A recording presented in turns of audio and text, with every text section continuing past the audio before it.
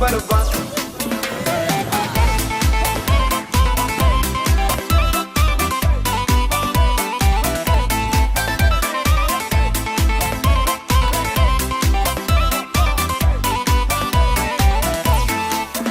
Iar am chef de aventură, la patrua ce mă îmbrac. Noaptea asta vreau să-mi fac de gap. Dau o tură cu mașina, să agăs 2-3 gagici, că sunt șmecher și la fete am lipici.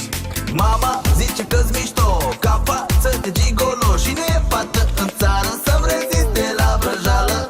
Eu sunt cel mai sexy tip, a făcut mama un vip. Fetele zic că-s mișto, mai frumos ca Ronaldo. Să moară mama ce mișto, eu sunt un gigolo, îmbrăcat și parfumat, sunt cel mai sexy bărbat. Să moară mama ce mișto, eu sunt un